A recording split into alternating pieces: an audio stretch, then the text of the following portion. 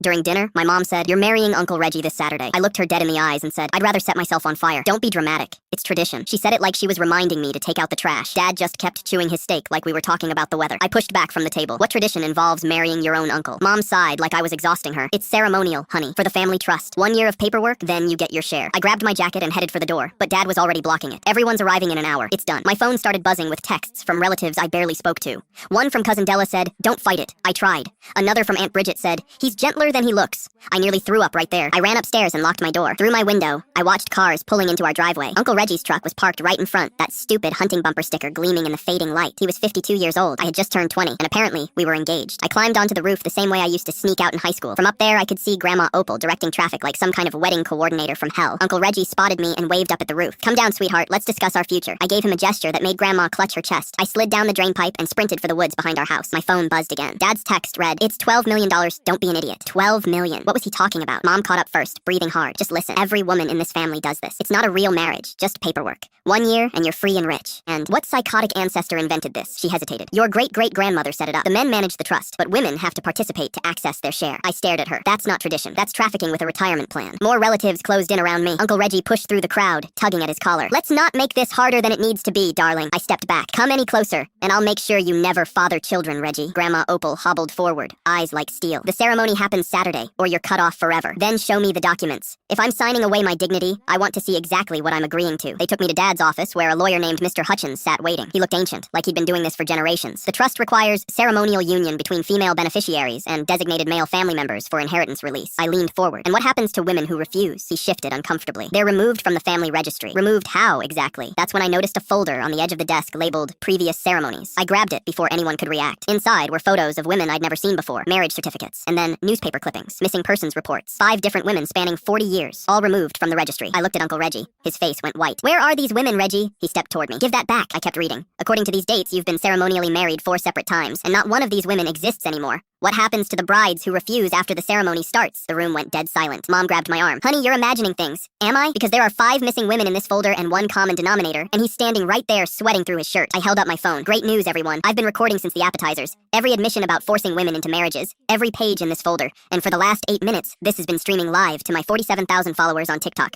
Every face in the room turned gray. Reggie lunged for my phone, but Dad tackled him first. "You're only making it worse." I backed toward the door. "The comments are already tagging the FBI and local police. So when they start digging on Reggie's property, this whole family tree is getting chopped down." Grandma's voice shattered. "You've destroyed everything we built." "No, Grandma. You destroyed it 40 years ago. I just made sure everyone could finally see it." I walked out the front door past all the relatives frozen on the lawn. Mom's voice followed me, shaking with rage. "You were never really family anyway." I didn't even turn around. "Finally, something we agree on.